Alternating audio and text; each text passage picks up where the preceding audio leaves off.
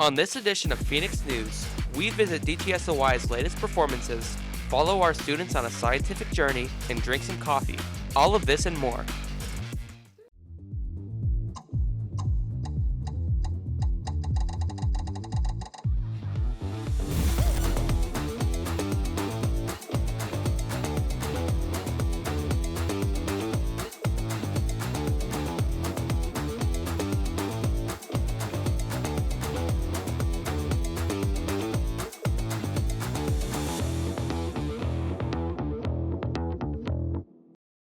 Welcome back to another edition of Phoenix News. I'm Daniel Guzman. And I'm Bradley Morrison. Man, Thanksgiving just happened recently, and thinking about all the food that I ate is making me parched. Yeah, turkey can get pretty dry.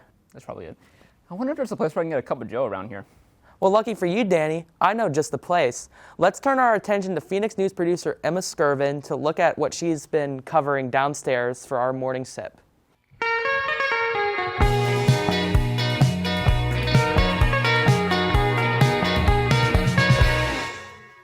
From 7 Brew to Starbucks to anywhere with drinks, now that daylight savings time is over, everybody at DTSOI needs to pick me up.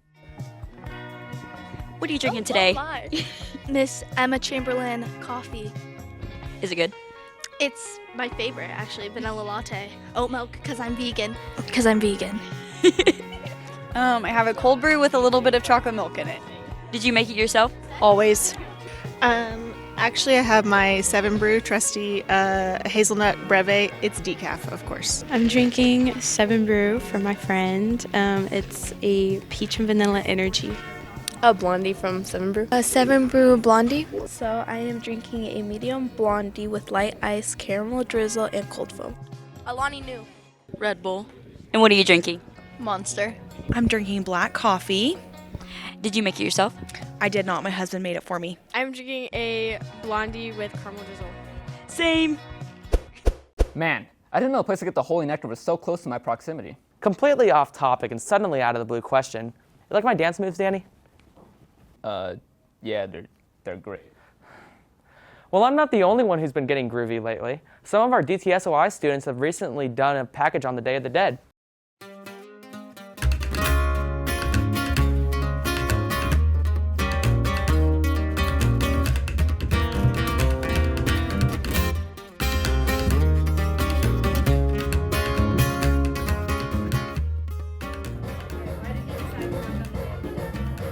We decided to work on the Day of the Dead performance because we wanted to do it for the memories.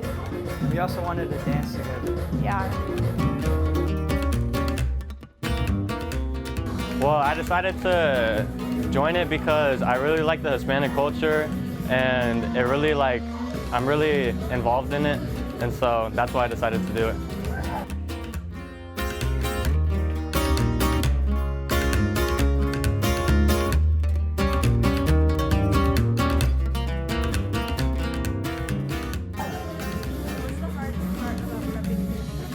The hardest part about prepping is honestly just getting to practice and making sure my partner is at practice and just doing good in practice.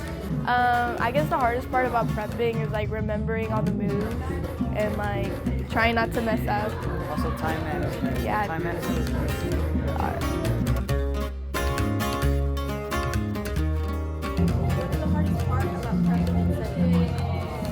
Probably just getting everything together, and everything organized.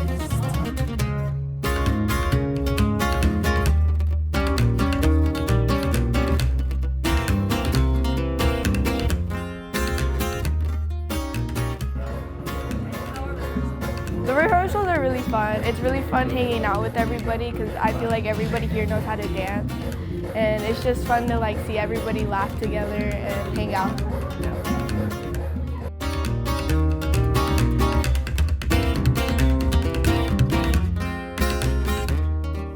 They're fun. I feel like they're going well and they're coming together and it's getting closer, so it's getting more exciting.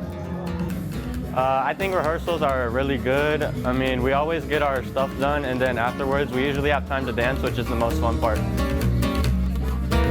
All right.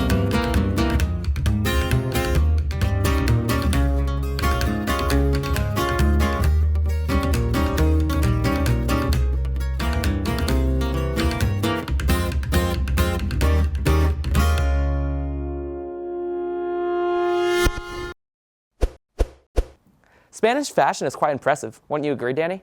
Danny? Danny! Oh, what? Oh, sorry. I was thinking about this funny death scene I saw one time. Could you be possibly talking about Clue? Whoa, it's like you read my mind, dude. I was talking about Clue. Say, didn't we work on something related to that recently? No, that was Jacob. Oh. Well, let's see what he's been cooking up. All right.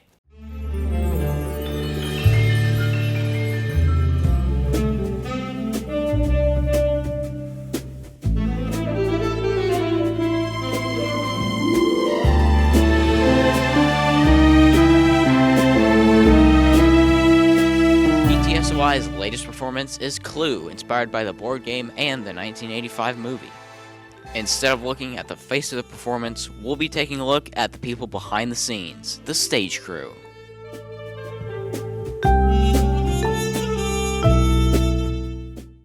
My role in the theater program is technical director, so that's everything technical I oversee. That's lights, sound, scenic design, construction, fly operation. Theater is an after-school activity, just like sports or something. We've been here after school pretty much this whole month. Building Devin Neely is our assistant technical director, so she's been here almost as much as I have and helped build all this set. So it takes about a month to build it, do all the lights, everything, get everything up and running. I'm the assistant scenic design. I helped come up with the models and the ideas for, say, the stained glass that you see up there and how we want the doors to look. We built a whole bunch of door frames and doors and then platforms that move in and out during the scene changes. One thing is for certain, that being a higher up in the stage crew is no easy task. I think it really helps me learn like time management and leadership skills. The main thing is probably patience, most definitely, because there's lots of people that come in and you have to be patient because they're still learning how to do things. So, I basically represent our thespian troupe, and right now for this show, Clue, I am the stage manager. So I help run rehearsals, I do paperwork. When it comes to actually performing the show, like my job is in here in the booth, and my job is to call the show. So I'm calling sound cues, I'm calling when the scrim comes in, the chandelier.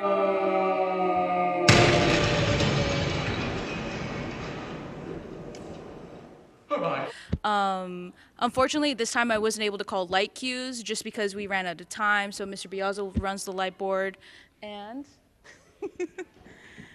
and I basically just help everyone get ready for the top of the show. I make sure both sides of the stage are good. We get people mic'd up, we get them in a costume, and it's just keeping everyone on track, on schedule, making sure everything's good to go. Everyone on the crew works hard to ensure a good show, whether it's building the set, managing lights and sound, or carrying furniture off stage. Thank you to Mr. Kohi and Mr. Biazzo for letting our AV Tech team film Clue.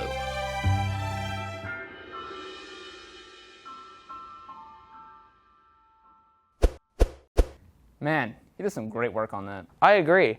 You know, Danny, I've been missing summer lately. Going swimming in lakes was a great pastime. Oh, that reminds me. Have you ever heard about this thing called LLC Watershed? Basically, it's this thing in Arkansas where they kind of take these counties...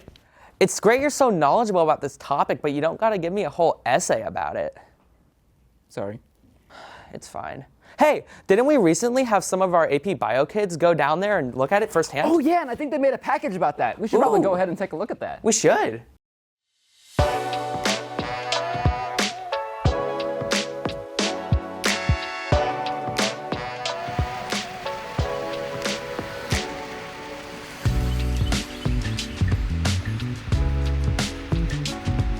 Today, we have a field trip with the Don Tyson School of Innovation AP Bio students. We had 3 different station rotations for them to do, which involved everything from aquifers, benthic macroinvertebrates, to a nature hike of our sanctuary.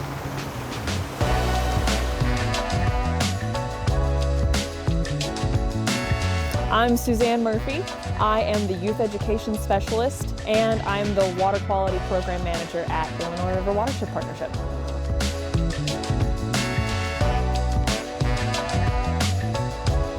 For me personally, it was a really great time, and a big part of it was really just hanging out with these guys, and just having that time out of class to just work and just see all this and learn about more so like just the environment, biology. It's a completely different story when you can actually see and interact with it, as opposed to just hearing it or seeing the books. Yeah, I think anytime that you're able to get out of a classroom environment, it really helps everyone come out of their shell and get to know each other better. So that was fun, but also just the learning opportunities that all the great people here provided, I think is something that's going to stick with me even beyond this class. It's really inspiring to see the younger generation engaged in watershed management, especially in this in-depth way where they're getting in waders, getting in the creeks, looking at bugs, doing these labs out here in the field, going for hikes.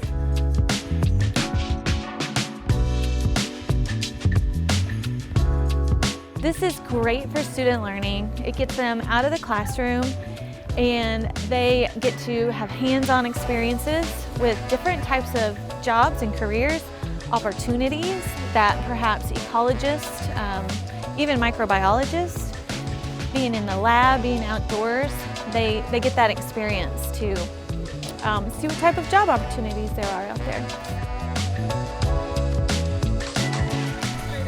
And people have planted it all over, which means that it is out. If you're interested in getting in conservation, one great way to get involved is to volunteer. We have litter cleanups and plantings and things like that, and that is really a great way to get in with any of the conservation orgs in the area. Show that you want to do the work. Show up to plantings, show up to litter cleanups, go to your city council meetings, listen to what's happening in your community. That's how I got plugged in, and I would say anyone who's interested in the arts, you know, it doesn't have to be the scientists, humanities, political science, law. There's a place for you in the conservation community, and there's a growing need for this work. So you can marry almost any other career with a career in conservation if you really want to.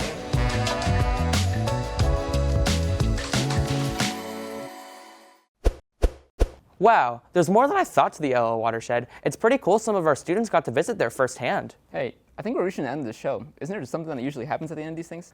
Why, yes, Danny, there is. It's time we introduce our influential teacher for this season. This teacher has done so much to earn this. Achieving this award is no easy task. Ooh, I wonder who it could be. He's impacted me probably more than a lot of teachers. He's, I would say, one of my favorite teachers. He teaches a great class, and just his style of teaching with students is, I'd say, my favorite out of all the teachers in the school. He's a really just nice and cool teacher, and like I said earlier, he really does a good job as connecting with us. And, he knows us personally as well as we know him personally. He's such a great teacher. Like, I've heard nothing but good things about him, and he lights up a room. He walks in, he makes jokes about everything. There has never been a bad day in his class.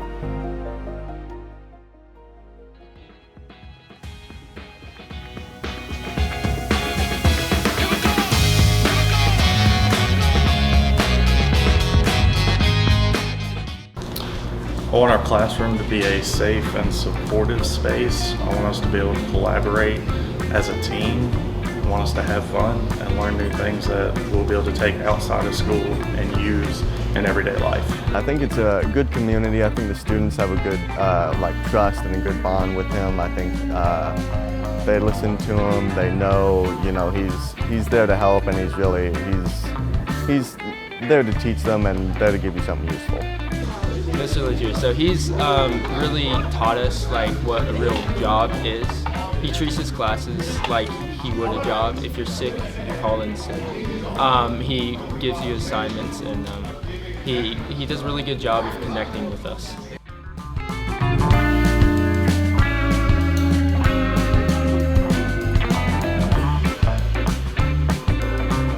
Because it makes me feel accomplished. I feel like when the kids leave my class, from the time they come in until the time they leave, I feel like they learn a lot, and most of the feedback is they have fun while doing it, and that's my goal.